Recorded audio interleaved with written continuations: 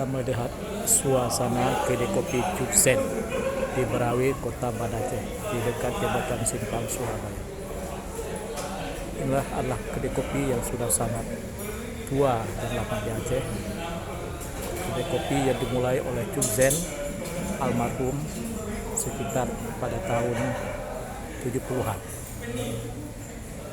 Semula kedai kopi ini berada persis di sisi jembatan Simpang Surabaya di